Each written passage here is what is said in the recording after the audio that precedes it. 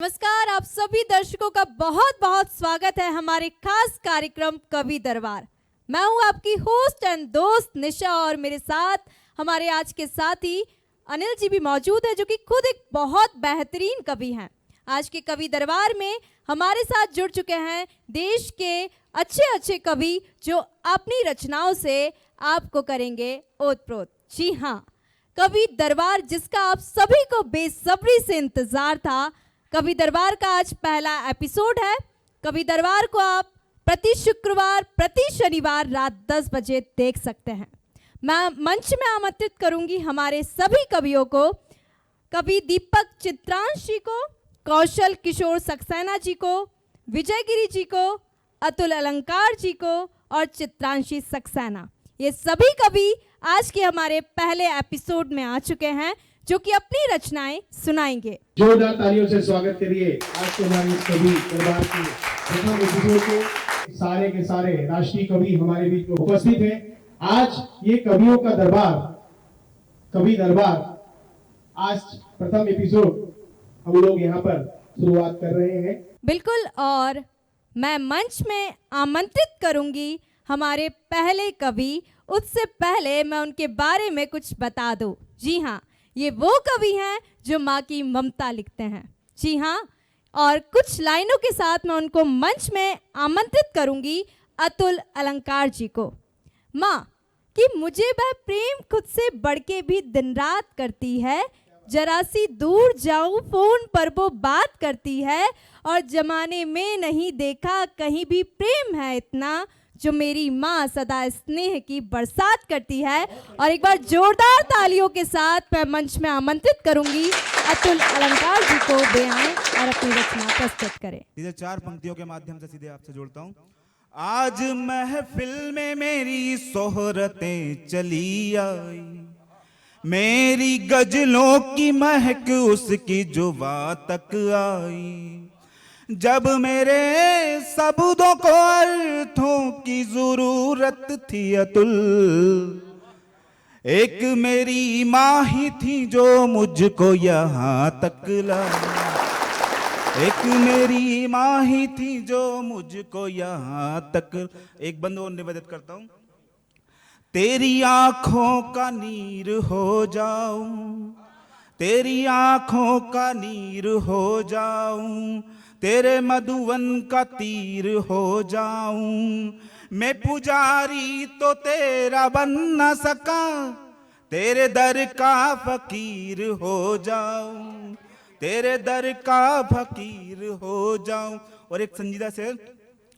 2 रोज भक्ति क्या करी प्रहलाद हो गए, 2 रोज भक्ति क्या करी प्रहलाद हो गए, थोड़ा सा हुनर क्या मिला उस्ताद हो गए, ओ संगत में ज्ञानियों के जब से पड़े अतुल, हम अपने अहंकार से आजाद हो गए, हम अपने अहंकार से आजाद हो गए। जैसा कि अभी राम का दौर चल रहा है, भव्य मंदिर बनकर तैयार हुआ है, राम पे समर्पित मेरी एक कविता।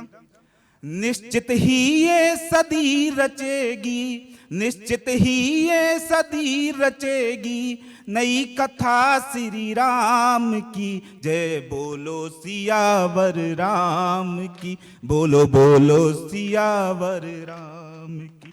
राम कहाँ है? जीवन के हर रंग में देखा, जीवन के हर रंग में देखा, उम्र ढली तो संग में देखा, यमुना रे बागंग में देखा, यमुना रे बागंग में देखा, संघर्षों के संग में देखा, संघर्षों के संग में देखा, तो हर हिंदू की जिब्हा पर है, हर हिंदू की जिब्हा पर है, महिमा मेरे राम की, जय बोलो सियावर राम की, जय बोलो सियावर राम की। और राम ये शब्द यही श्री हनुमान ने गाया, यही श्री हनुमान ने गाया, रोम रोम में राम समाया, रोम रोम में राम समाया, अति विश्वास राम ने कीन्हा, परमेश्वर ने भक्त को चीला। हृदय चीर कर दिखला दी फिर, हृदय चीर कर दिखला दी फिर, झांकी सीता राम की जय, बोलो सियावर राम की जय, बोलो सियावर राम की। और राम कहाँ है? केवट भक्त की नैया में, केवट भक्त की नैया में, सबरी भक्त की मड़ैया में, सबरी माँ की मड़ैया में, भरत लाल से भैया में, लक्ष्मण धनुष धरैया में, सबरी माँ को चेरी बनाई, सबरी माँ को चेरी बनाई, प्रभु ने अपने धाम की जय, बोलो सियावर राम की जय, बोलो सियावर राम की। हर हिंदू की सुगंध में राम, हर हिंदू की सुगंध में राम, जीवन के अनुबंध में राम, जीवन के अनुबंध में राम, थे कानूनी प्रतिबंध में राम, और अब मोदी की सौगंध में राम, तो सारी विपदा दूर हट गई, सारी बाधा दूर हो गई, मंदिर के निर्माण की जय, बोलो सियावर राम की जय, बोलो सियावर राम। सारी बाधाएं हट गई मंदिर के निर्माण से, बोलो सीताराम। और बहुत ही शानदार काव्य पाठ किया हमारे भाई अतुल अलंकार जी ने। मैं चंद लाइनों के साथ अगले हमारे कवि दरबार की कवित्री, हमारे भारत की बेटी चित्रांशी सक्सेना को आमंत्रित करूंगा कि महिलाएं समझ समाज की है पहचान, समाज में ऊंचा है उनका स्थान, हर घर घर की है शान, कोई इसे गीता कहे तो कोई कहे कुरान, कोई इसे गीता कहे तो कोई कहे कुरान। ससम्मान आमंत्रित है मंच पे चित्रांशी सक्सेना। माँ सरस्वती के चरणों में नमन करती हूँ और मैं देश चैनल को बहुत बहुत बधाई, बहुत बहुत शुभकामनाएं देती हूँ। आपने कवि दरबार को शुरू किया है, मैं ईश्वर से प्रार्थना करूंगी कि ये बहुत ऊंचाइयों को छुए। मंच पर उपस्थित मेरे सभी आदरणीयों को प्रणाम। मैं देशभक्ति मुक्तक के साथ अपनी बात को शुरू करना चाहती हूँ। निवेदन करती हूँ कि कोई मजहब नहीं ऐसा जो आपस में लड़ाता हो, कोई मजहब नहीं ऐसा जो आपस में लड़ाता हो, खून की खेल ना होली कोई मजहब सिखाता हो, लड़ाई वे ही लड़ते हैं जिन्हें मतलब सताता हो, कभी मंदिर पे लड़ते हो कभी मस्जिद पे लड़ते हो। अगला बंद प्रस्तुत करती हूँ और ये समर्पित है देश के सभी सैनिकों को कि लेकर थाल पूजा की मैं वंदन भारती कर लूं, लेकर थाल पूजा की मैं वंदन भारती कर लूं, वो अर्जुन हो गए हैं तो कृष्ण को सारथी कर लूं, वतन पर मर मिटे बेटे सभी को है नमन मेरा, वतन के भाल पे लहू से तिलक कर आरती कर लूं, वतन के भाल पे लहू से तिलक कर आरती कर लूं। और अपने पूर्वजों के शौर्य को प्रणाम करते हुए, याद करते हुए चार पंक्तियां कहती हूं कि कभी ना सोचना राणा की वो तलवार सोई है, कभी ना सोचना राणा की वो तलवार सोई है, कभी ना सोचना गांडीव की टनकार खोई है, कभी ना सोचना वीरों ने रण में शस्त्र त्यागे हैं, कभी ना सोचना रणबांकुरी हुकार खोई है। और पाकिस्तान के नाम एक संदेश है मेरा कि ना कश्मीर तेरा था ना हम कश्मीर को देंगे, ना कश्मीर तेरा था ना हम कश्मीर को देंगे, ये पूरी धरती अपनी है इसे ना बांटने देंगे, मगर एक बात कहने में ना चूके हैं ना चूकेंगे, लहू दे देंगे अपने देश की मिट्टी नहीं देंगे, लहू दे देंगे अपने देश की मिट्टी नहीं देंगे।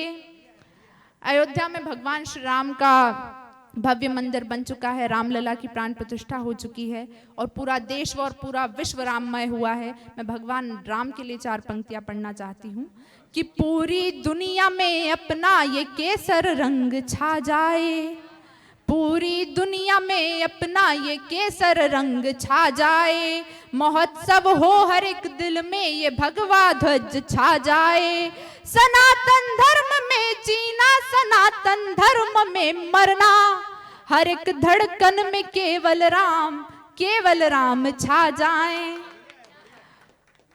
अगली पंक्ति, अगला बंद प्रस्तुत करती हूँ कि दिखा दो विश्व को अब तो कि हम भी शान रखते हैं, दिखा दो विश्व को अब तो कि हम भी शान रखते हैं, जो हमसे प्रेम करते हैं वो दिल में राम रखते हैं, हमें छेड़ो न तुम हरकत कमीनी करके ए लोगों, कि अपने दिल में हम अब भी वो परशुराम रखते हैं। अगला बंद प्रस्तुत करती हूँ आप सभी के बीच में। मैं कैसा चाहती हूँ कि मेरा देश कैसा हो, कि विचारों से सभी युवा विवेकानंद हो जाएं, विचारों से सभी युवा विवेकानंद हो जाएं, सीना हो जो फौलादी सुभाष चंद्र हो जाए, तमन्ना है मेरी दुनिया भी पूरी इस दिशा में हो, ये पूरे विश्व की धरती ही हिंदुस्तान हो जाए, ये पूरे विश्व की धरती ही हिंदुस्तान हो जाए। देश चैनल को बहुत बहुत बधाई। आपके लिए मैं यही कहना चाहूंगी कि उड़ान वालों उड़ानों पर ये वक्त भारी है, उड़ान वालों उड़ानों पर ये वक्त भारी है, परों की नहीं अब के हौसलों की बारी है, और दुआ करो कि सलामत रहे आपकी हमारी हिम्मत, क्योंकि ये देश चैनल का चराग कई आंधियों पर भारी है। इसी के साथ मैं अपनी वाणी को विराम देती हूँ। जय हिंद, जय भारत। और चित्रांशी सक्सेना वो कहते हैं ना कि शुरुआत करने का हौसला है मुझ में, खत्म करने की हिम्मत रखती हूँ, पुरुष प्रधान समाज में बोलने की हिम्मत रखती हूँ, पुरुष प्रधान समाज में बोलने की हिम्मत रखती हूँ। चित्रांशी द्वारा बहुत ही अद्भुत काव्य पाठ प्रस्तुत किया गया, और इसी कड़ी में मैं अपने अगले कवि को आमंत्रित करने से पहले मैं उनके बारे में कुछ कहना चाहूंगी कि शब्द जिनके बारूद हैं, शब्द जिनके बारूद हैं, नाम है उनका विजय, शब्द जिनके बारूद हैं, नाम है उनका विजय, आग लगाते पानी में जाए किसी भी मंच में। एक बार जोरदार तालियों के साथ मैं आमंत्रित करूंगी विजय जी को। सभी परिवार के सभी दर्शकों को नमस्कार। मैं विजयगिरी बारूद भोपाल से देश की बातें करता हूं। 4 पंक्तियां निवेदित करता हूं। पहले कि कुछ लोगों के दिलों में ईमान बट गया, कुछ लोगों के दिलों में ईमान बट गया, मजहब के फरिश्तों में इंसान बट गया, उसने तो बनाया था सिर्फ एक ही इंसान, उसने तो बनाया था सिर्फ एक ही इंसान, लेकिन बनाने वाला वो भगवान बट गया। एक कविता से जोड़ने का प्रयास करता हूं। कविता की भूमिका सिर्फ इतनी है, जब से ये देश आजाद हुआ है, इस देश में एक प्रश्न उठता था कि लोग कहते थे गांधी जी जिस रस्सी से बकरी को बांधते थे वो म्यूजियम रखी हुई है, भगत सिंह को फांसी दी गई, वो रस्सी कहाँ है? 2 लोग आपस में बात कर रहे थे।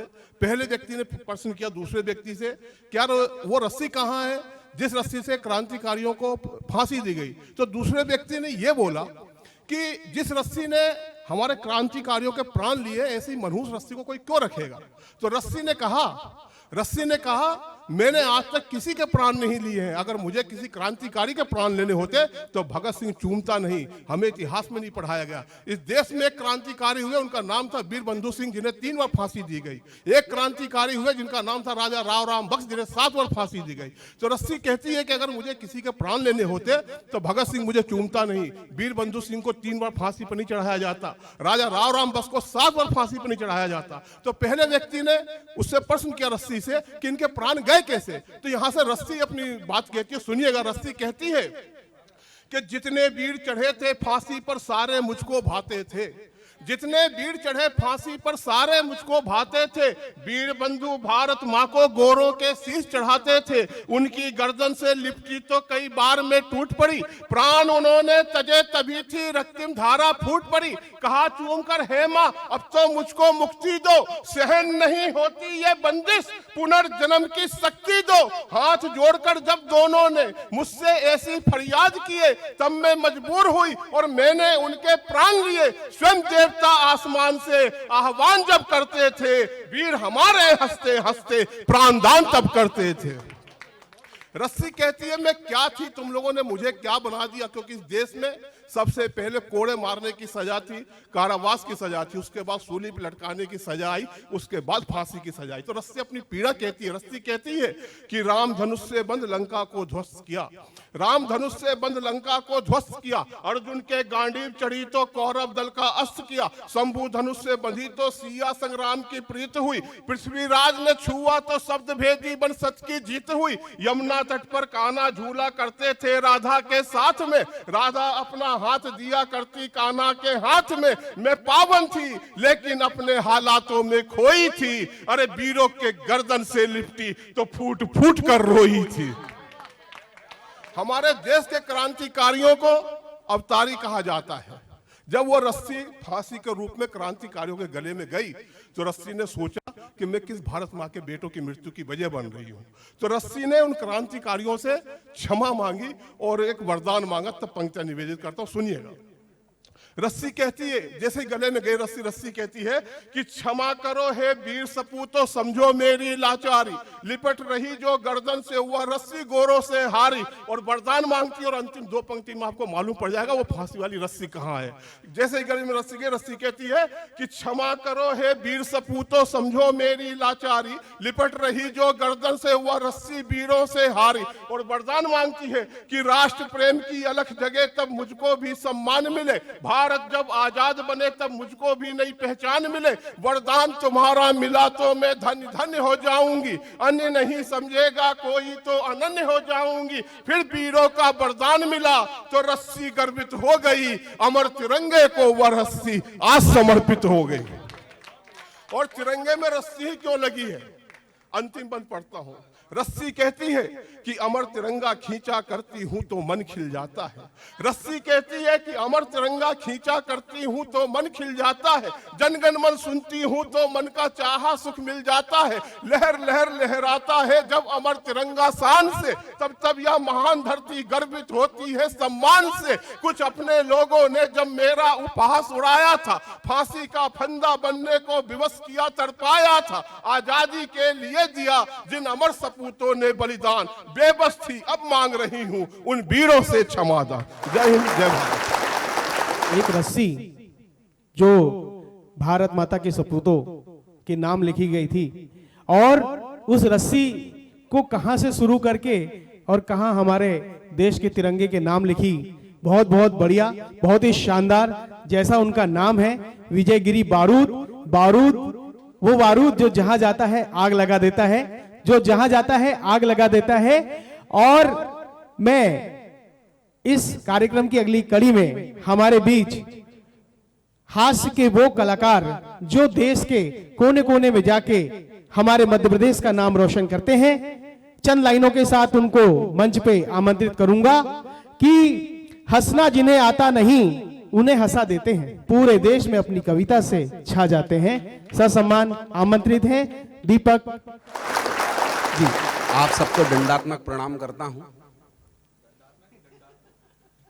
ये करना पड़ता है सर, ये अद्भुत प्राणों की गिनती में आता है, तो इसलिए क्या है कि दंडात्मक आप लोगों को प्रणाम करता हूं।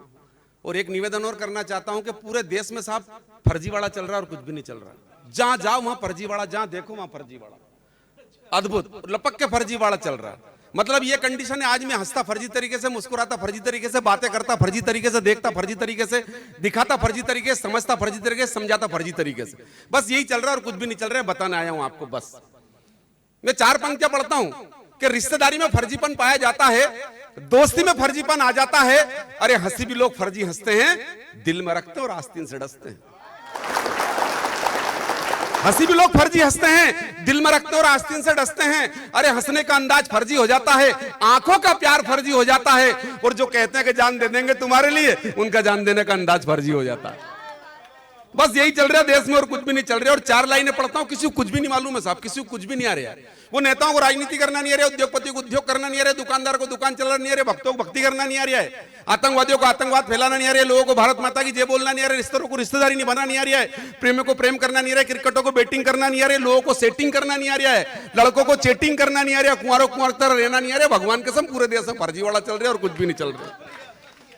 और एक निवेदन और करना चाहता हूं, कितना फर्जीवाड़ा चल रहा है आजकल की बच्चों की स्थिति क्या हो गई साहब। मतलब ये मैं बता दूं आपको, सन 2000 के बाद से बच्चे पैदा ही होना बंद हो गया, सीधा बाप पैदा हो रहा है। बच्चे पैदा होने में भी फर्जीवाड़ा, ये बताना चाह रही हूं आपको मैं। अब ये स्थिति मैं आपको बता दूं, माता मैंने पहले क्या संस्कार दिया करती थी बच्चों को, तो भागवत गीता से दिया करती थी, महाभारत से दिया करती थी, रामायण से दिया करती थी, पुराणों से दिया करती थी। लेकिन आजकल तो क्या व्हाट्सएप और फेसबुक से ज्ञान दिया जाता है। मतलब होता क्या है साहब, मतलब बच्चे क्या करते हैं, माता पिता क्या करते हैं, ये कंडीशन है माता पिताओं की तो साहब आजकल कि वो क्या करते हैं, व्हाट्सएप देखते रहते हैं और बच्चा पैदा हो जाता है। मतलब हो जाएगी तेरी बल्ले बल्ले, हो जाएगी तेरी बल्ले बल्ले करते करते बच्चा बड़ा हो जाता है और गजरारे गजरारे करते करते बच्चा पैदा हो जाता, पता नहीं चलता पैदा कब हुआ और बड़ा कब हुआ। ये स्थिति हो गई, भगवान कसम बताना चाह रहा था आपको। लेकिन मैं एक बात और आप लोगों से कहना चाहता हूं, बच्चों की ये स्थिति हो, बाप ने बेटे से कहा बेटा बाल मत बढ़ाओ, बेटे ने कहा पिताश्री आदर्श पाठ मत पढ़ाओ। अरे हम जमाने के साथ चल रहे हैं, आपके बाल नहीं इसलिए आप जल रहे हैं। ये बच्चों की स्थिति हो गई साहब। वो एक बच्चे की और बताना चाहता हूं आप लोगों को, एक बच्चा फेल हो गया तो पिताजी ने कहा बेटा इस बार फेल हो गया तो मुझे बाप मत कहना, और जैसे ही रिजल्ट आया तो पिताजी ने कहा बेटा तेरा रिजल्ट कैसा कहा। उसने कहा कि पिताजी बंसीधर दिमाग खराब मत कर, तूने अपने बाप होने का हक खो दिया। ये बच्चों की स्थिति हो गई साहब। वो मैं जैसे ही क्लास में गया साहब तो एक बच्चा खड़ा हो गया, तो मैंने उससे पूछा, मैंने कहा बेटा कैसा है, बोले ठीक है सर मैं एक सपना देखा आपको बताना चाहता हूं। अरे मैंने कहा तू भारत का भविष्य, तू सपना देखेगा बताएगा हिंदुस्तान ऊंचाई पर पहुंच जाएगा। बोले बता सपना क्या देखा है। बोले सर मैंने सपना देखा है मेरा एक पैर जमीन पे एक आसमान। मैंने कहा मैं नहीं बोला, उससे पहले उसका दोस्त खड़ा हो गया, बोले बेटा इसमें का सपने मत देखा करो, इसमें चड्डी फट जाती है। बच्चों की स्थिति बहुत खतरनाक हो गई, ये बताना चाह रहा था। लेकिन मैं निवेदन करना चाहता हूं, क्या स्थिति, हम संस्कारवान लोग हैं, संस्कार हमारे कर्मों में हैं, हमारे काम में संस्कार भरे हुए हैं। लेकिन साहब एक संस्कार और हुआ करता था, पहले हम क्या करते थे, गाय पाला करते थे, लेकिन आजकल हमने कुत्ता पालना शुरू कर दिया। ये संस्कार यहां पर खत्म हो रहा है। वो मेरे पड़ोस में एक लड़का रहता है, मेरा मित्र, उसकी ये कंडीशन, उसने 2 कुत्ते पाल रखे, एक सफेद कुत्ता और काला कुत्ता। तो मैंने उससे कहा, मैंने क्यों तूने कुत्ता पाला है, एक सफेद एक काला है, जितना प्रेम तो अपने कुत्ते को करता उतने अपने भाई को करता है क्या। वह बोला भाई कुत्ते की तरह होता है। अरे मेरा कुत्ता ना जमीन मांगता, ना जायदाद मांगता, धन मांगता, ना धेला मांगता, ना पैसा मांगता है, और बाजार साथ जाओ तो कि सामान की जितना ही करता है। अरे कुत्ते के साथ जाने से दुश्मन देखकर भाग जाता है। इतना सारा गुण भाई में कहां पाया जाता है।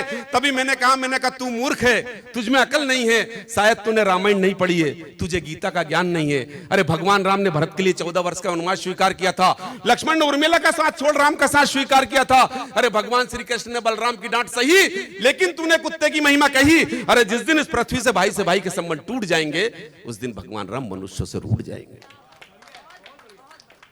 देश न्यूज के लिए 4 पंक्तियां पढ़ता हूं। निश्चित तौर पर आपने एक दीपक जलाया है कवि दरबार के नाम से, और यह दीपक दुनिया में फैलेगा, ऐसा मेरा मानना है। मैं 4 लाइनें पढ़ता हूं कि जीवन के लंबे पथ पर वो चले हम भी चले, जीवन के लंबे पथ पर वो चले हम भी चले, आंधियों की क्रूरता में हौसलों का दीपक जले, और रोशनी का महोत्सव अंधकार बहता चले, हर शख्स बस ये कहे दीपक जले, दीपक जले, दीपक जले, दीपक जले, दीपक जले, दीपक जले, दीपक जले, दीपक। जय हिंद, जय भारत। कवि दीपक चित्रांश जी अभी यहाँ मंच में थे, और आपकी सर आपने जो एक लाइन कही कि आजकल माँ बाप व्हाट्सएप और सोशल मीडिया से ज्ञान देते हैं, ये बात सच है। क्योंकि आजकल माँ बाप भी सोशल मीडिया के ज़माने में चल रहे, तो कोई रील अच्छी आई, अरे माँ बाप के साथ रहो, तो बस माँ बाप क्या करते हैं उसको तुरंत फॉरवर्ड करते हैं। मेरे साथ भी ये चीज़ें होती हैं अक्सर कि कुछ भी अच्छा लगता है तो मम्मी देखो, सुना उस वीडियो को, तुमने सुना मैंने कुछ भेजा था, मैंने कहा हाँ मम्मी सुना तो था।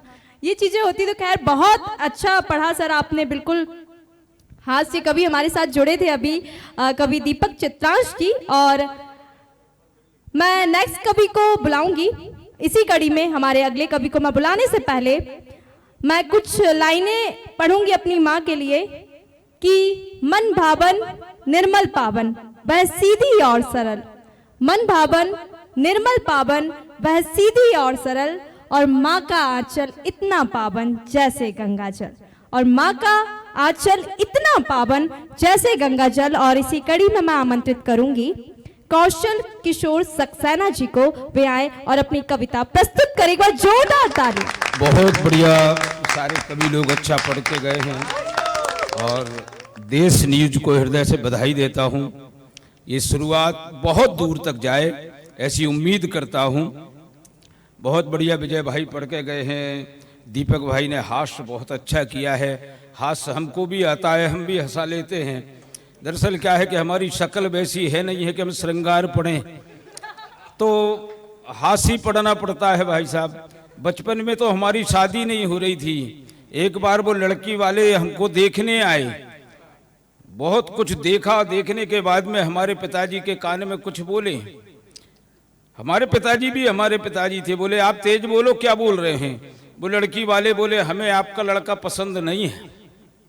हमारे पापा थे, उन्होंने कहा पसंद तो हमें भी नहीं है, तो क्या घर से भगाना है? ये स्थिति है साहब, रंग काला है, होता है दोनों ही रंग हैं। भाई साहब ने फोन लगाया, हमारे लिए नहीं लगा, फिर दूसरा नंबर था वो लगाया, वो भी नहीं लगा। फिर मेरे बेटे से पूछा, पापा का फोन नहीं लग रहा है। बेटे ने कहा आपने काय में देखा? मैंने फ्रेंड लिस्ट में देखा। बेटा बोला ब्लैक लिस्ट में देखा क्या? ये हंसने हंसाने के लिए बहुत सी चीज होता है साहब। हम हमारी पत्नी से बहुत प्यार करते हैं, दीपक भाई बहुत प्यार करते हैं, बहुत अच्छी हैं। पिछले दिनों हम अपने रूम में बैठे हुए भविष्य की योजना बना रहे थे, बाहर देखा तो हुजूम चला आ रहा था लोगों का। पत्नी ने कहा जी बाहर जाके देखो क्या है। हम बाहर गए, हमने कुछ लोगों से, पुलिस टाइप के लोगों से पूछा भैया ये क्या हो गया? बोले कुछ नहीं भाई साहब, अपने पानी की टंकी में किसी ने जहर मिला दिया है, घर घर जाकर पानी फिकवा रहे हैं और लोगों को जगा रहे हैं। हम अंदर आए, पत्नी ने हमसे पूछा को जी क्या हो गया? मैंने कहा कुछ नहीं हुआ, गणेश जी का चंदा लेने आए थे, तू तो एक गिलास पानी पी और सो जा। हम बहुत प्यार करते हैं पत्नी से। आजकल दारू वाले हर कहीं मिल जाते हैं भाई साहब। हमारे गांव में तो एक रामलाल गजब की दारू पीता है, उम्र कुल 22 साल है। घर के लोग परेशान हो गए, उसकी पिटाई ठुकाई कर दी। उससे कहा आज से तू कसम खा दारू नहीं पिएगा। उसने कहा मैं कसम खा रहा हूं दारू नहीं पीऊंगा, लेकिन मेरी 3 शर्त हैं। उन्होंने कहा कौन सी शर्त है? मेरी 3 शर्त है। मेरी पहली शर्त तो ये है कि शादी ब्याह में जाऊंगा तो पीऊंगा। उन्होंने कहा चलो मान लेते हैं। दूसरी क्या है? दूसरी मेरी ये है होली दिवाली तो पीऊंगा। उन्होंने कहा दूसरी भी मान ली, तेरी तीसरी शर्त क्या है? बोले तीसरी शर्त अपनी ये है कि जब मेरी मर्जी आएगी जब पीऊंगा। ये मजे होते हैं साहब। हम तो शुरू से ही बैठ लग रहे भाई साहब। स्कूल के टाइम पे एक बार स्कूल में दौड़ प्रतियोगिता रखी गई, हम पहुंच गए, कोई लड़का नहीं आया, हम अकेले पहुंचे विजय भाई, हम अकेले पहुंचे। वो प्रिंसिपल बोला आप फॉर्मेलिटी कर दो, तुम ही दौड़ के आ जाओ। हम 1 किलोमीटर दौड़ के लौट के आए, हम अकेले ही थे।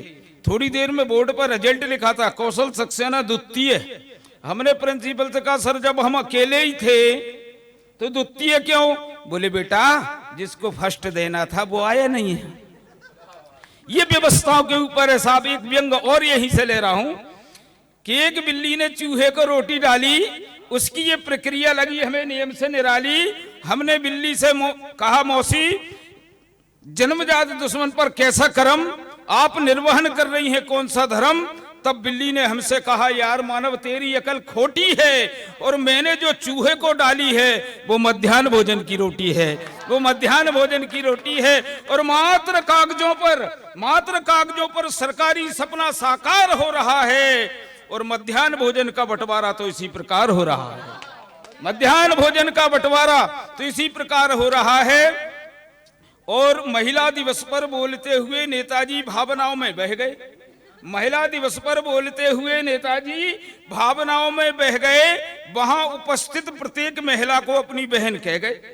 बगल में बैठी हुई उनकी पत्नी ने कोहनी मारते हुए कहा अजी आपकी यह बात हमें सहन हो नहीं सकती, जब तक मैं और वो पड़ोसन कल्लो जिंदा है हर महिला तुम्हारी बहन हो नहीं सकती, हर महिला तुम्हारी बहन हो नहीं सकती। और देश न्यूज के नाम एक मुक्तक रख रहा हूं।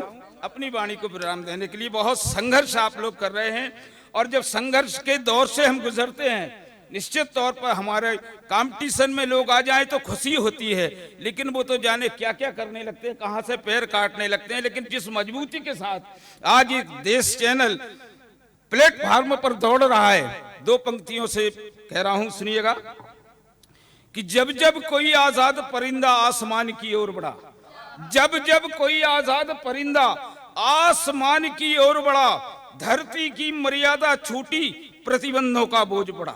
ऐसा मत करो, ऐसा मत।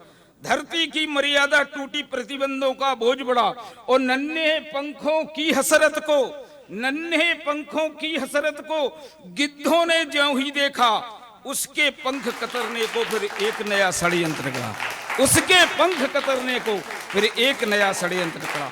जय हिंद, जय भारत। आप सभी दर्शकों का फिर से बहुत बहुत स्वागत है देश न्यूज के खास कार्यक्रम कवि दरबार। कवि दरबार का दूसरा राउंड शुरू हो चुका है और मैं फिर बुलाऊंगी भारत की बेटी चित्रांशी सक्सेना। इससे पहले मैं कुछ पंक्तियां निवेदित करूंगी कि समझिए मत कभी भी आप हैं नादान की बेटी, लिखेगी बात हरदम देश के सम्मान की बेटी, और लहू में जोश कायम है भरे अरमान फौलादी, खड़ी सीमा पे सीना तान हिंदुस्तान की बेटी। और एक बार जोरदार तालियां चित्रांशी के लिए। सरस्वती के चरणों में नमन करती हूँ।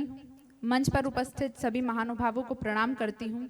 मैं आप सबके बीच में एक देशभक्ति कविता प्रस्तुत करना चाहती हूँ।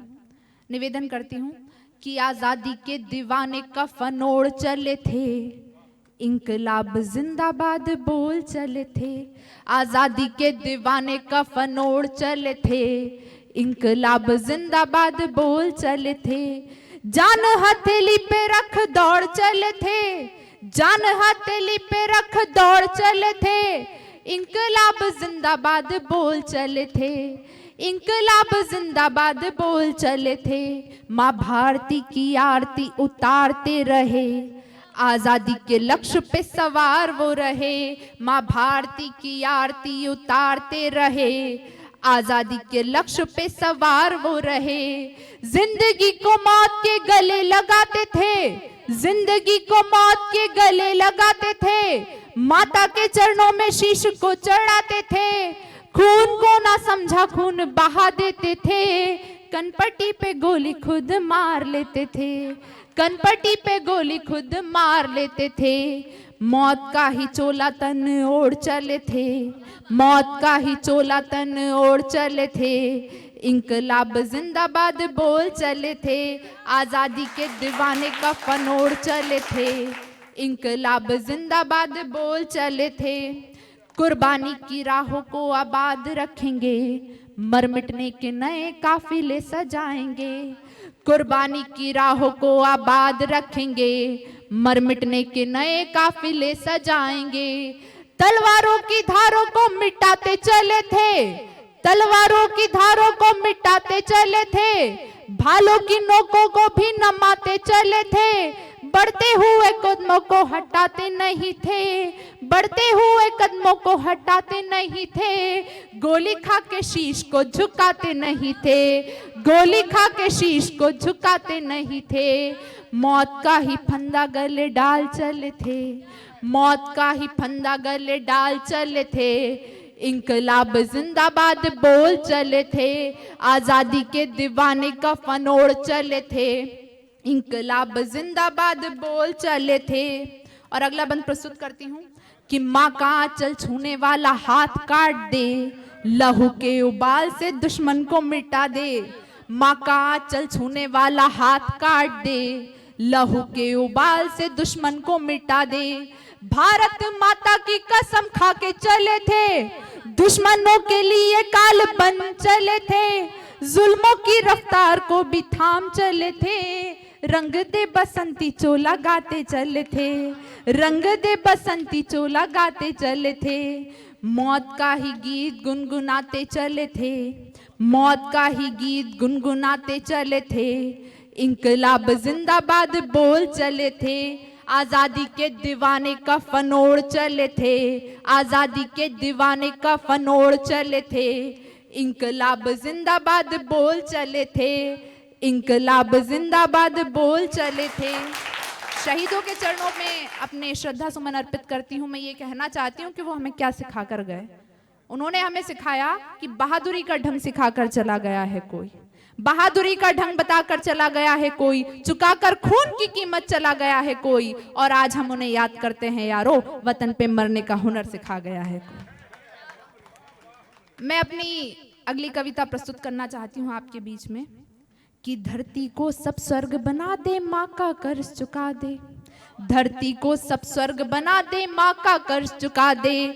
सब मिल कर के बोलो लोगों, माँ को नहीं भुला दे। बोलो वंदे मातरम, बोलो वंदे मातरम, वंदे मातरम, वंदे मातरम। धरती को सब स्वर्ग बना दे, माँ का कर्ज चुका दे। सब मिल कर के सोचो लोगों, माँ को नहीं भुला दे। बोलो वंदे मातरम, बोलो वंदे मातरम, वंदे मातरम, वंदे मातरम। मेरी माँ से भी तो बढ़कर मेरी भारत माता है। मेरी माँ से भी तो बढ़कर मेरी भारत माता है। मेरी माँ को भी तो उसने गोद में अपनी पाला है। इसकी रक्षा के खातिर तू अपने प्राण लुटा दे।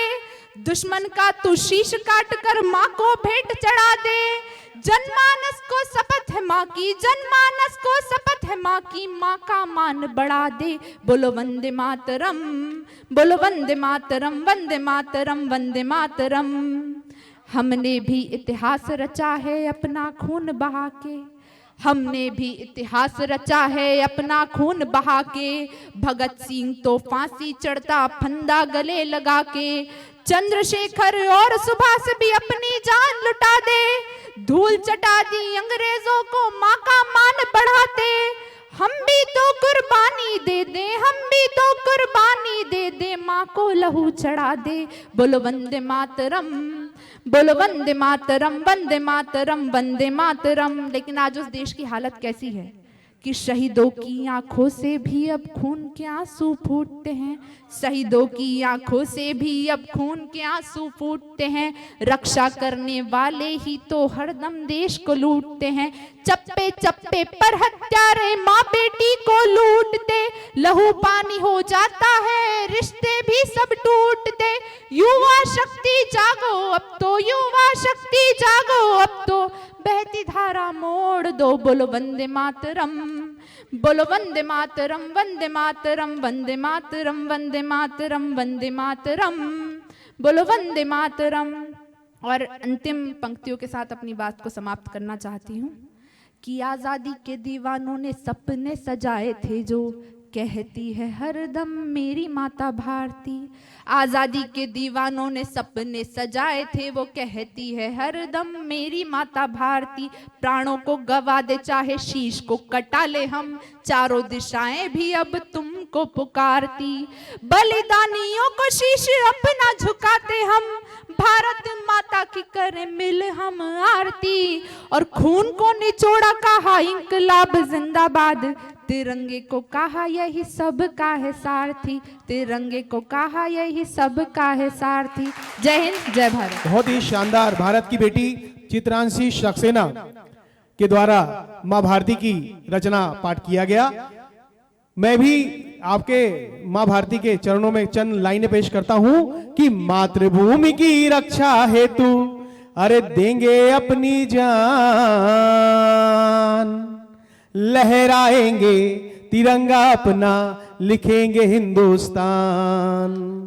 जय जवान जय किसान, जय जवान जय किसान। हमारे बीच में एक जवान युवा कवि उपस्थित है, मैं ससम्मान उनको यहाँ पे मंच पे आमंत्रित करना चाहूंगा।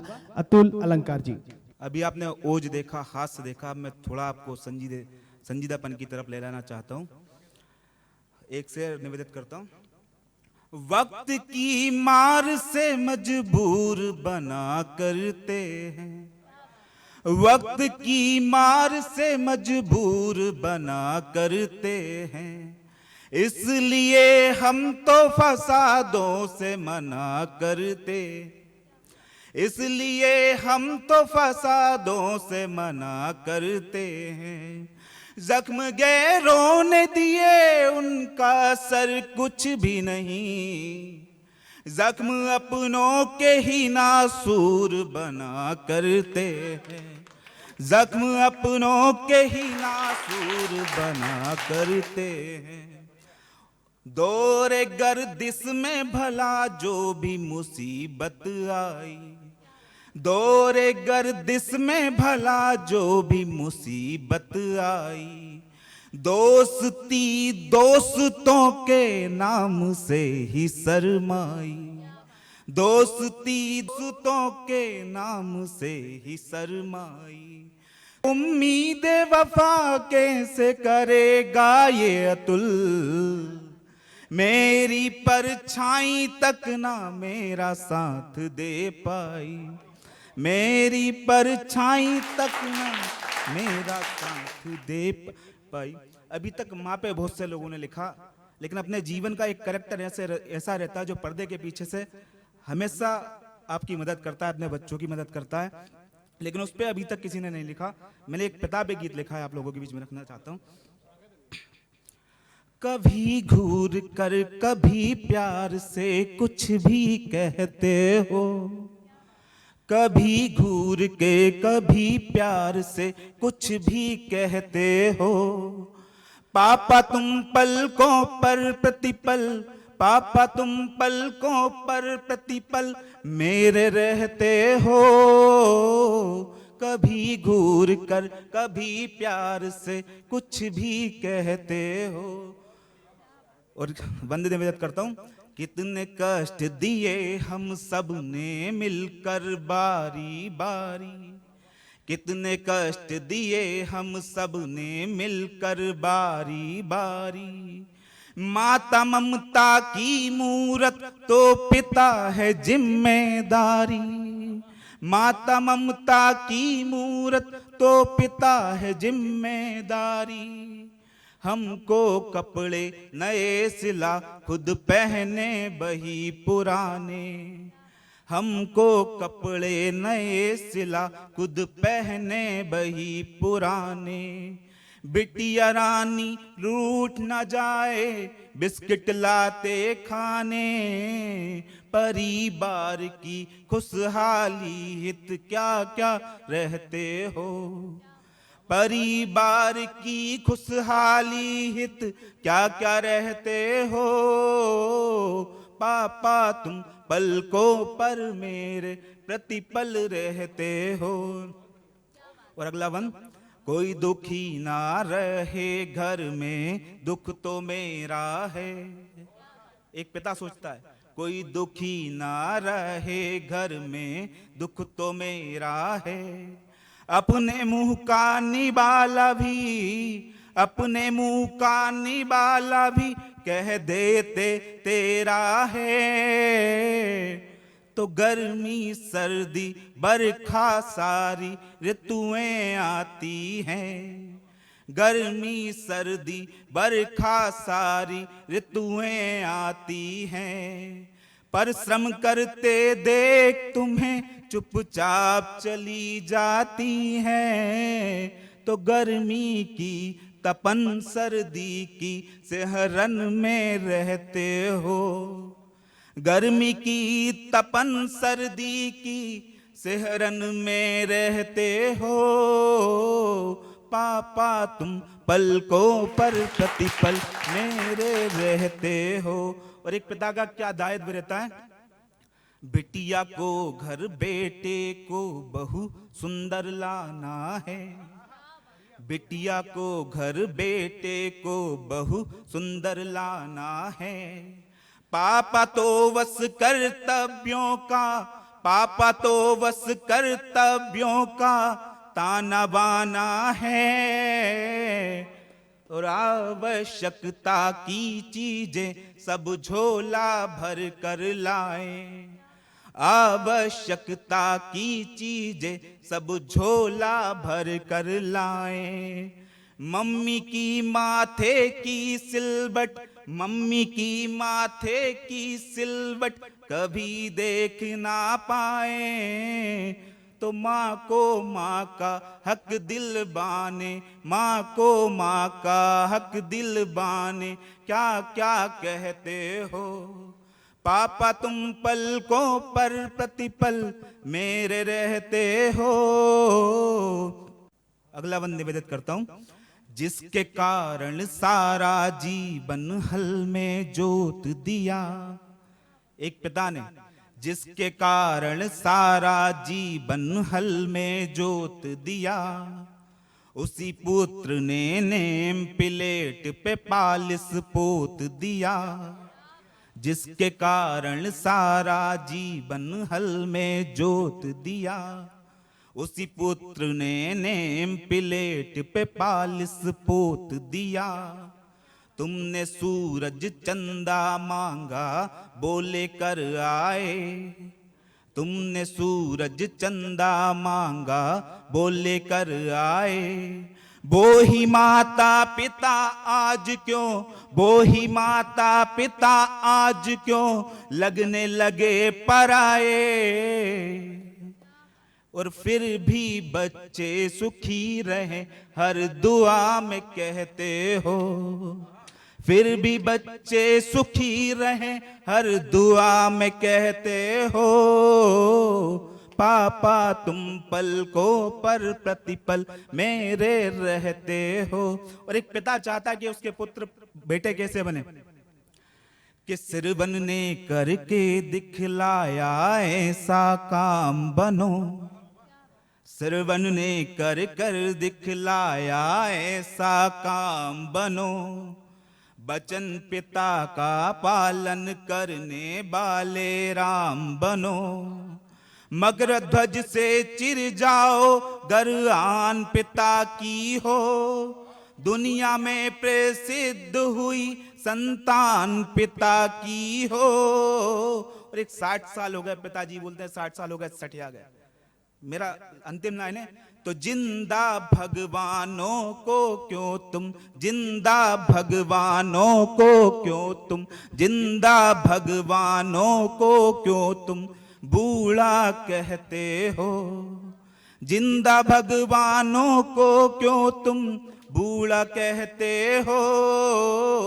पापा तुम पलकों पर प्रतिपल मेरे रहते हो। हमारे बीच देश के उभरते हुए कलाकार युवा कवि अतुल अलंकार जी ने एक बात वाकई सही कही कि माँ ममता की मूरत होती है तो पिता जिम्मेदारी होता है। एक बार जोरदार तालियां अतुल जी के लिए। और कहते हैं पापा के लिए कि मैं कुछ नहीं बोलती हूँ फिर वो मेरी सारी बातें पढ़ लेते हैं, मैं कुछ भी नहीं बोलती वो मेरी सारी बातें पढ़ लेते हैं और मेरे पापा मेरी सारी बात मान लेते हैं।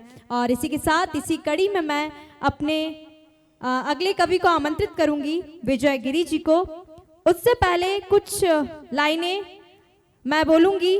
देश न्यूज का पहला एपिसोड कवि दरबार आप लगातार देख सकते हैं प्रति शुक्रवार प्रति शनिवार रात 10 बजे आपको यहाँ पे कविताएं सुनने को मिलेगी। अगर आपका हंसने का मन करे या देशभक्ति कुछ सुनने का मन करे तो बिल्कुल आपका खास चैनल, आपका मन पसंदीदा चैनल देश न्यूज खोलिए और कवि दरबार देखिए। आज हम अपनी आज़ादी का जश्न मना रहे हैं, पर आज़ादी का जश्न हम मना रहे हैं पर हम देखते हैं आए दिन हम ऐसी बहुत सारी घटनाएं सुनते हैं कि बंदर के हाथों में जब तलवार थमाई जाती हो, बंदर के हाथों में जब तलवार थमाई जाती हो और गधों पर घोड़े वाली जीन जमाई जाती हो, कोल्हू के बेलों की खातिर मुश्किल दाना पानी हो, जब नाहर ने खुद ही अपनी कीमत ना पहचानी हो, बहती गंगा में कुत्ते भी खूब नहाया करते हैं, बहती गंगा में कुत्ते भी खूब नहाया करते हो और गीदड़ भपकी देकर गीदड़ अपनी जेब भरते हो। एक बेटी सड़कों पर दिन में डरते डरते जाती है, एक बेटी सड़कों पर दिन में डरते डरते जाती है, छुपकर बैठे जहां भेड़िए उनसे नजर बचाती है।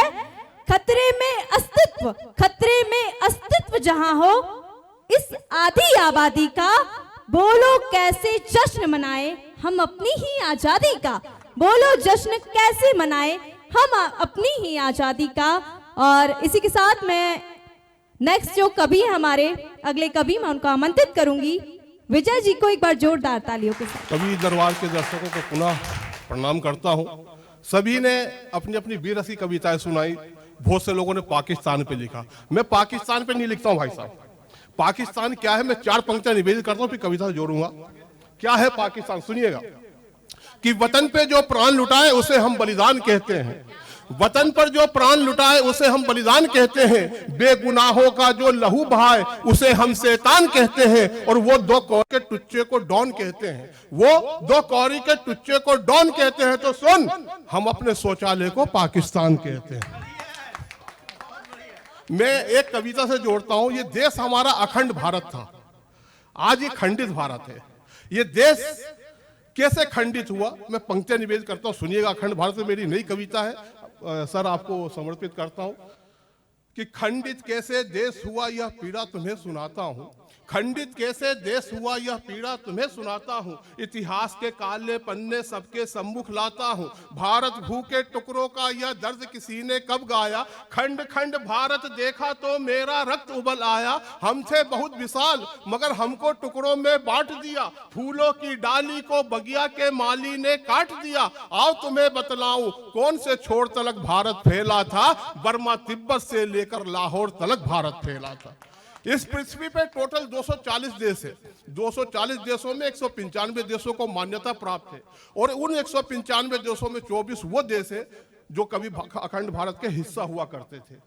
किसी भी कविता के अंदर किसी का नाम फिट करना बहुत मुश्किल है, मैंने फिर भी प्रयास किया। वो 24 देश कौन थे, सुनिएगा कि वो मानसरोवर था अपना पर्वत कैलाश शिवाला था। वो मानसरोवर था अपना पर्वत कैलाश शिवाला था। भारत भूमि का हर हिस्सा धर्म सनातन वाला था। नदियां झील समंदर पर्वत और हर ताल हमारा था। जहां सिया का जन्म हुआ था वो नेपाल हमारा था। भारत के नक्शे पर पाकिस्तान दिखाई देता था। जहां नजर पड़ती थी हिंदुस्तान दिखाई देता था। इस धरती पर आर्यव्रत की जड़ें बहुत ही गहरी थी। फिलीपींस अफगान तलक भारत की महिमा बिखरी थी। सबकी अपनी भाषाएं थी, सबके अपने किस्से थे। सिंगापुर और थाईलैंड सब भारत भू के हिस्से थे। ढाका और कराची में हम राम भजन भी गाते थे। आर्यवर्त के हर कोने में ध्वज भगवा लहराते थे। कुछ लोग कहते हैं केवल माटी का अंश चला गया। विजय भाई इससे क्या होता है? तब पंक्तियां निवेदित करता हूं, केवल माटी का छोटा सा टुकड़ा नहीं गया सर। हम लोगों ने वो धरोहर खो दी है जिसका ज्ञान हमें नहीं है। तब पंक्तियां निवेदित करता हूं कि केवल माटी का अंश नहीं आंखों का हीरा चला गया। वो कोहिनूर जो कभी भारत का हिस्सा हुआ, भारत का सरताज हुआ करता था, कि केवल माटी का अंश नहीं आंखों का हीरा चला गया। चंद लुटेरों के कारण अपना देश चला गया। कंबोज हुआ कंबोडिया जहां देवों का सम्मान हुआ। उसी जगह पर विष्णु जी के मंदिर का निर्माण हुआ। हिंगलाज माता का मंदिर भी अब हम सबसे दूर हुआ। भारत माँ के अरमानों का सपना चकनाचूर हुआ। हमने क्या क्या खोया है ये हमको भी एहसास नहीं। ननकाना साहेब भी तो अब भारत भू के पास नहीं। 24 टुकड़े हुए देश के भारत माँ का खून बहा। जिसको अपना समझ रहे थे वो भी अपना नहीं रहा।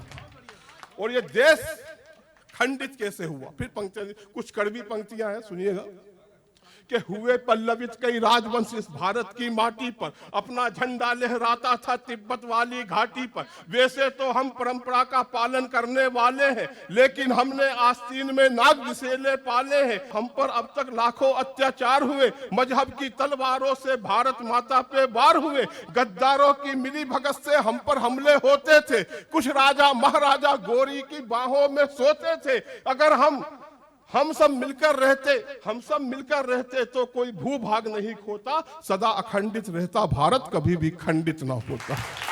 और जब संसद के अंदर अखंड भारत का नक्शा लगाया गया तो मेरी एक कल्पना है कि आने वाले समय में ये भारत अखंड भारत कैसे बनेगा। अंतिम बंद पढ़ता हूं। होगा दृश्य विहंगम अद्भुत मन भावन यश गाथाओं का। इंद्र लोक से मृत्यु लोक तक होगा नृत्य मेनकाओं का। जनगण मन के स्वर गूंजेंगे जिहादी घर में शहरों में। 3 रंग का जल लहरेगा प्रांत प्रांत कल नहरों में। स्वर्णिम भारत होगा अपना घायल हृदय प्रीत न होगी। मात भवानी की जय होगी कहीं कोई अनिरीत न होगी। सूर्योदय होगा महाराणा का भारत की तलवारों से। डोल उठे उठेगा अटल हिमालय हर हर बम बम के नारों से, दिव्य देश का दिव्य धरा का होगा अब यशगान हमारा, दुनिया देख अचंभित होगी, होगा वो निर्माण हमारा। जय हिंद, जय भारत। आज ये कविता पूरे देश में आग लगा रही है कि आज खुशी का चारों ओर माहौल है, देश के बच्चे बच्चे की जुबा पर जय हिंद का बोल है और वंदे मातरम का आ रहा चारों तरफ से शोर है। महसूस ऐसे हुआ जैसे किसी बगीचे में नाच रही मोर है, चूंकि यह 21वीं सदी का आगे बढ़ने का दौर है जिसमें प्रतीक्षा कर रहा आज का समय काल भोर है। मैं जोरदार तालियों से हमारे बीच में एक युवा, हम युवा भी कह सकते हैं और हमारे आदरणीय भी हैं, क्योंकि हम भोपाल में रहते हैं और भोपाल की भाषा नहीं बोले तो ऐसा लगता नहीं कि ये कार्यक्रम हमारा देश टीवी का कवि दरबार पूरे देश में भोपाली भाषा एक अलग ही रूप में पहचानी जाती है कि क्या चल रहा है, खा रिया है, पी रिया है, हो रिया है, देख रिया है। ये लैंग्वेज हमारे यहाँ की है, हमारी आवाज ही हमारी पहचान है। तो चूंकि कि हम भोपाल में रहने वाले हैं और समय ऐसा है कि हर किसी के मोबाइल में लगभग 2-2 सिम होती है, तो मैंने उसको देखकर कुछ मेरे दिमाग में ख्याल आया। मैंने लिखा कि सिम बदल बदल के देखो काम चल रिया है, कि सिम बदल बदल के देखो काम चल रिया है, हर किसी के मोबाइल पे पिया का नाम चल रिया है। कि हमको अचंबा हुआ देख लोग खंबा हुआ, लाइन जिसके लिए लबी लगी लंबी कहीं पे दंगा हुआ, पट गई वो छोरी हमसे जिसके आगे लोग पानी भर रिया है, और सिम बदल बदल के देखो काम चल रिया है। मैं जोरदार तालियों से हमारे बीच में आमंत्रित करना चाहता हूं हमारे राष्ट्रीय कवि दीपक चित्रांशी को। अनिल भैया बहुत बढ़िया चल रहा है। क्या है, मैंने पहले बताया था ना कि देश में फर्जीवाड़ा चल रहा है। फर्जीवाड़ा करने के बाद में आदमी जुगाड़ लगाने का काम करता है। और सही बात तो है कि पूरी दुनिया में जुगाड़ चल रही है, इसके अलावा कुछ भी नहीं चल रहा है, सिर्फ जुगाड़ चल रहा है। हर आदमी देख लो आप उठा करके, किसी को भी जुगाड़ के बिना कोई काम नहीं चल रहा है। वो एक मेरा मित्र है, रोज गाड़ी पर से गिर जाता मरता नहीं है। तो मैंने उससे कहा, मैंने क्यों तू रोज गाड़ी पर से गिर जाता मरता नहीं, कारण क्या है? तो उसने मुझे बताया कि भाई साहब मेरी प्रेमिका की शादी मेरे मित्र से हो जाती है, मेरी प्रेमिका की शादी मेरे मित्र से हो जाती है, प्यार में नई कहानी शामिल हो जाती है, वो भी बेचारी खूब निभाती है, पति परमेश्वर से खूब प्यार जताती है, वो तो कुंडली अपनी दमदार है कि करवा चौथ का व्रत वो रखती है अपने पति के लिए, उम्र हर बार मेरी बढ़ जाती है, इसी तरह मेरे जीने की जुगाड़ लग जाती है। तो पूरा काम जुगाड़ से चल रहा है और कुछ भी नहीं चल रहा है। और तुम कह रहे थे चल रहा है, वही चल रहा है। ये स्थिति हमारे यहाँ तो क्या है, पंडित जी साहब 15 दिन से भगवान कसम वो कुतिया को नहीं पकड़ पा रहे थे, तो पंडित जी टेंशन में थे। तो उनने देखा उधर से मौलाना साहब चले आ रहे हैं, तो पंडित जी ने मौलाना साहब को देख करके कुतिया के कान पकड़ लिए। अब पंडित जी शुरू हो गए, जो भी इसके कान पकड़ेगा दुआ कबूल हो जाएगी, जो भी इसके कान पकड़ेगा दुआ कबूल हो जाएगी, जो भी इसके कान पकड़ेगा दुआ कबूल हो जाएगी। मौलाना साहब ने सोचा अपनी दुआ कबूल कराओ। अब साहब मौलाना साहब ने कुतिया कान पकड़ लिया, मौलाना साहब शुरू हो गया, क्या कहना है कि दुआ कबूल हो जाएगी, क्या कहना है कि दुआ कबूल हो जाएगी। पंडित जी का कहना विना कुछ नहीं, कुतिया कान मत छोड़ देना। 15 दिन से पकड़ने के जुगाड़ों में आज तक नहीं पकड़ा रही है। तो मेरा मतलब यह है कि पूरे दुनिया में जुगाड़ चल रही है और कुछ भी नहीं चल रहा है। मैं निवेदन करना चाहता हूं, हमारे यहाँ तो पाकिस्तान का प्रधानमंत्री आ गया निर्मल बाबा के पास, बोले बाबा जी मनमोहन सिंह बहुत देवता आदमी था, खुदा की कसम उसने 10 साल तक खरोच नहीं आने दी, और नरेंद्र मोदी है कि रोज मारे ले रहे, बाबा कृपा करो।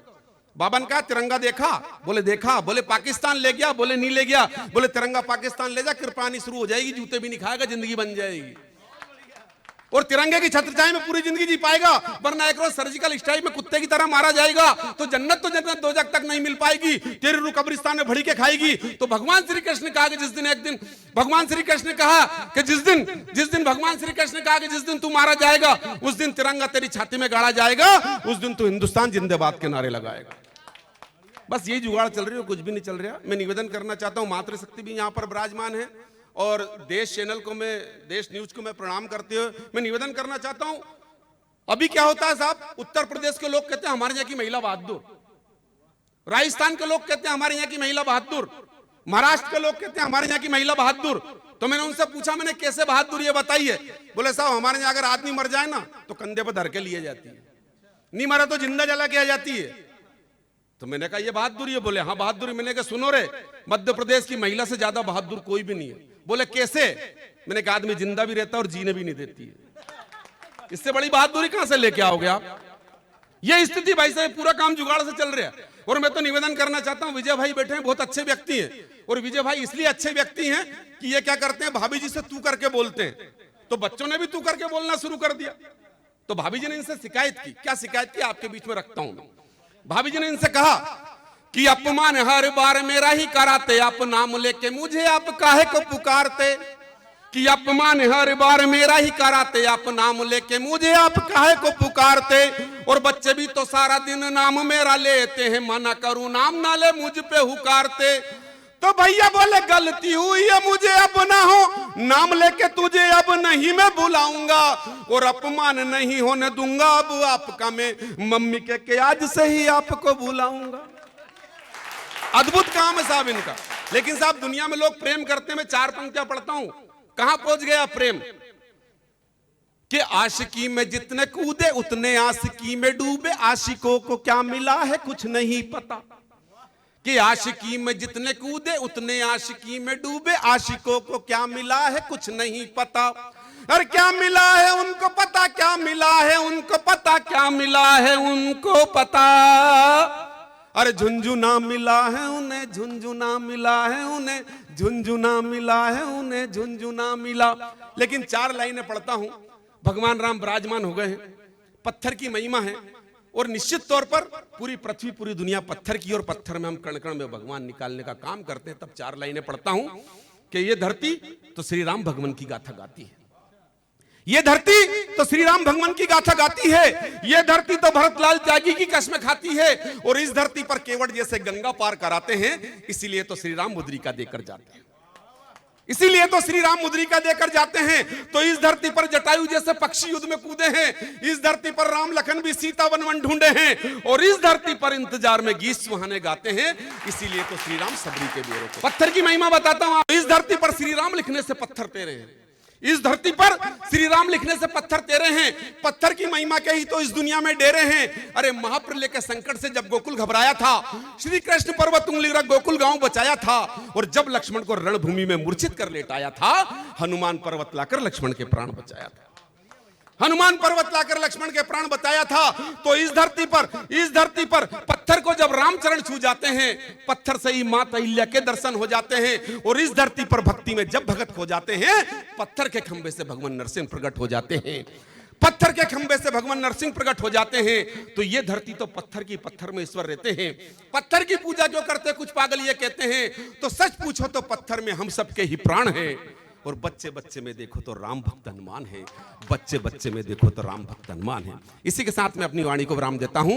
जय हिंद, जय भारत। अभी हमारे बीच थे कवि दीपक चित्रांश जी, और बिल्कुल उन्होंने सही कहा, आजकल जो भी काम चल रहा है ना, सब जुगाड़ से ही चल रहा है, सब चल रहा है जुगाड़ से चल रहा है। और बिल्कुल मध्य प्रदेश की महिलाओं के बारे में जो उन्होंने तंज कसा, वो बिल्कुल हमारे दर्शक देख रहे होंगे। इसी कड़ी में मैं अगले कवि को आमंत्रित करूंगी, कवि कौशल सक्सेना जी, वो मंच पे आए और अपनी कविता प्रस्तुत करें। बहुत बढ़िया कविता पढ़ के गए भाई दीपक जी।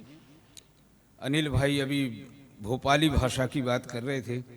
पिछले दिनों हमने देखा था एक बिल्डिंग में कहीं आग लग गई तो पूरे में अफरा तफरी मच गई, कुछ लोग इधर भग रहे थे उधर भग रहे थे। उस दिन मैंने भोपाली भाषा का मजा लिया।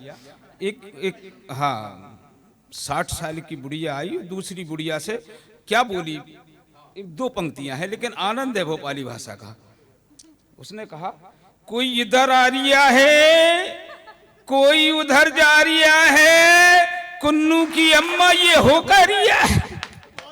कोई इधर आ रिया है, कोई उधर जा रिया है, कुन्नू की अम्मा ये होकर रिया। ये हमारे भोपाल का अंदाज है साहब, और इसी में मस्ती रहती है। हमारे यहाँ तो बात बात में गाली भी दे देते हैं, और सामने वाला कहे गाली क्यों दी, कले नहीं दी। तो ये भोपाली एक अपना है, साहित्य में हर क्षेत्र में है। बहुत बढ़िया हमारे देश न्यूज की ओर से कविता चल रही है, और माँ के ऊपर बहुत अच्छी अच्छी बातें आज हुई हैं। 2 पंक्तियां माँ के ऊपर मैंने लिखी। कितनी गोली खाई मैंने, कितनी गोली खाई मैंने, कड़े रसों का स्वाद चखा। कितनी गोली खाई मैंने, कड़े रसों का स्वाद चखा। बीमारी दफा हुई उस समय जब माँ ने सर पर हाथ रखा, जब माँ ने सर पर हाथ रखा।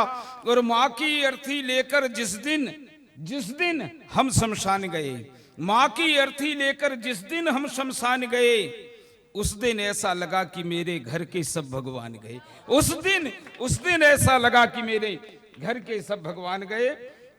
और नेताओं पर बहुत कुछ किया है। मैंने 2 पंक्तियां कहीं लिखी हैं कि हमने सदियों से आस्तीन में सर्प विषैले पाले हैं। हमने सदियों से आस्तीन में सर्प विषैले पाले हैं, इसीलिए माँ वसुंधरा के उर में गहरे छाले हैं। और नेताओं में और गोरों में, अंग्रेजों में और नेताओं में बस इतना सा फर्क दिखा, वो चमड़ी के गोरे थे, ये चमड़ी के, ये अंतर है। कवियों ने बहुत अच्छा काव्य पाठ किया है। 2 पंक्तियां कवियों के लिए एक बंद निवेदित कर रहा हूं कि कलम मिली है गर हाथ में कलम कारो, कलम की गरिमा का ध्यान होना चाहिए। और मन का मयूरा वंदे मातरम बोल उठे, गीतों के सृजन में वो तान होना चाहिए। कि अपनों से आहत है मात भारती जी, आज मात भारती का भी सम्मान होना चाहिए। और देश द्रोहियों के बक्से चीर दे कलम, आज कलम की स्याही में कृपाण होना चाहिए जी, कलम की स्याही में कृपाण होना चाहिए। और एक रचना मेरी प्रसिद्ध है, जैसा निवेदन किया है, भगत सिंह के ऊपर बहुत सी चर्चा हुई है, तो भगत सिंह के जीवन की 2 बंद की एक रचना है। बंद बहुत ज्यादा है, लेकिन यहाँ बंद करना पड़ेंगे क्योंकि चैनल की अपनी मर्यादा है। तो 2 बंद मैं पढ़ रहा हूँ, आज्ञा ले रहा हूँ। भगत सिंह के बारे में हमने जाना है, भगत सिंह को बड़ी कठोर यातनाएं इसलिए दी गई ताकि ये माफी मांगे और ये मैसेज जाए कि भारत के युवा कायर हैं, लेकिन भगत सिंह ने माफी, क्या क्या जुल्म कहे, लेकिन भगत सिंह ने माफी नहीं मांगी। तब यहां से रचना प्रारंभ करता हूं कि अंतस की ज्वाला स्याही वन श्रृंगार कलम का करती है, अमर शहीदों के वैभव पर गौरव करती धरती है। और कलम करे गुणगान सभी का जितने भी बलिदानी हैं, कलम करे गुणगान सभी का जितने भी बलिदानी हैं। पर भगत सिंह की बात करें तो आती याद जबानी है, पर भगत सिंह की बात करें तो आती याद जबानी है। और वह दृश्य जिस दिन फांसी होना है, यदि बयां करूं उस दिन का मंजर जिस दिन फांसी तय थी, यदि बयां करूं उस दिन का मंजर जिस दिन फांसी तय थी। गजब चमक थी मुखमंडल पर, जुबां पे भारत जय थी, कोई गम नहीं। चौड़ी छाती बलिष्ठ भुजाएं चेहरा नूरानी था, चौड़ी छाती बलिष्ठ भुजाएं चेहरा नूरानी था। तेज देख उस मुखमंडल का गोरा पानी पानी था, तेज देख उस मुखमंडल का गोरा पानी पानी था। उस रोज नहाने वस्त्र पहन, जिस दिन फांसी होना है, उस रोज नहाने वस्त्र पहन, फिर इनकलाब का मंत्र पढ़ा, जो शेर निशाने पर जावे यूं फांसी तख्त की ओर बढ़ा। और एक परंपरा होती है साहब, जिसको फांसी के तख्त पे ले जाते हैं उसके चेहरे पर नकाब डाल देते हैं। तो चलते वक्त जेलर ने पूछा, भगत सिंह तुम्हारी कोई अंतिम इच्छा तो नहीं है? भगत सिंह ने कहा हाँ है। भगत सिंह ने क्या अंतिम इच्छा बताई कि अंतिम इच्छा ये है मेरी, मैं इस नकाब को फेंकूंगा। अंतिम इच्छा ये है मेरी, मैं इस नकाब को फेंकूंगा और अंतिम श्वास तक शस्य श्यामला मातृभूमि को देखूंगा। अंतिम क्षण तक शस्य श्यामला मातृभूमि को देखूंगा। और जैसे ही भगत सिंह को फांसी पर ले जा रहे हैं, वह दृश्य अगर आपकी आंख में भगत सिंह के लिए शहादत के 2 आंसू आ जाएं तो आने देना। अंतिम समय तक शस्य श्यामला मातृभूमि को देखूंगा। और मरते मरते उस महाबली ने, मरते मरते उस महाबली ने, मरते मरते उस महाबली ने वंदे मातरम गाया था। और जल्लादों ने नहीं वो फंदा खुद ने गले लगाया था, जल्लादों ने नहीं वो फंदा खुद ने गले लगाया था। रो उठी दिशाएं चारों थी, 10 दिक्पालों ने अश्रु बहाए थे। पर कसम राम की उस बंदे की आंखों से ना आंसू आए थे, पर कसम राम की उस बंदे की आंखों से ना आंसू आए थे। वो वर्षा दिए पुष्प देवों ने, जय वीर जवानी कहता हूं। भगत सिंह के जीवन को मैं सही जवानी कहता हूं। और अंतिम बंद निवेदित कर रहा हूं। बुढ़िया बाहर गेट के बाहर है, रो रही है, विलाप कर रही है। यहां से देखिए कि रो रही थी एक बुढ़िया बाहर, आंखों से आंसू झरते थे। रो रही थी एक बुढ़िया बाहर, आंखों से आंसू झरते थे। लख उसके भारी क्रंदन को पत्थर के दिल भी हिलते थे। कुछ लोग उसे ढाढ़स देते, कुछ रो रहे उसके संग में। वह बार बार ये कहती थी कुछ कमी रही मेरे अंग में। वह बार बार ये कहती थी कुछ कमी रही मेरे अंग में। मैं इसलिए नहीं रो रही हूं कि मेरे एक बेटे को फांसी हो गई। मेरा रोने का कारण ये है, वह बार बार ये कहती थी कुछ कमी रही मेरे अंग में। पैदा होते दो चार भगत तब असली झटका देती मैं। पैदा होते दो चार भगत तब असली झटका देती मैं। और एक पुत्र की फांसी क्या फांसी सबको लटका देती मैं। एक पुत्र की फांसी क्या फांसी सबको लटका देती मैं। यूं कहकर वह वीर जननी बस रोती जाती थी। और हम सब हैं तेरे भगत सिंह ये जनता चिल्लाती थी। हम सब हैं तेरे भगत सिंह ये जनता चिल्लाती थी। और अब दूर नहीं माता आजादी, अब दूर नहीं माता आजादी, हम तुझे भवानी कहते हैं। भगत सिंह के जीवन को हम सही जवानी कहते हैं, सही जवानी कहते हैं। भारत माता की जय। भगत सिंह जी की जवानी की जो सही सफर इख्तियार करते हैं वे ही मंजिलों को पार करते हैं। और तूफानों में चलने का हौसला तो रखिए, ऐसे मुसाफिरों का तो रास्ते भी इंतजार करते हैं। देश के जो राष्ट्रीय कवि उपस्थित हुए, हम उनका देश टीवी मध्य प्रदेश भोपाल की तरफ से धन्यवाद प्रेषित करते हैं। आज के इस कवि दरबार में देश न्यूज चैनल में जो हमारे बीच में हमारी होस्टिंग करने वाली होनहार कलाकार हमारी साथी निशा है, इनके लिए चंद लाइनें मैं प्रेषित करता हूं कि आंखों में इनकी नशा है, नाम है इनका निशा। आंखों में इनकी नशा है, नाम है इनका निशा। देश टीवी पर दिखाएंगे यह हम सब मिलकर कवियों की दिशा। चलिए आज की होस्टिंग करने वाली हमारी साथी कलाकार निशा तिवारी के साथ।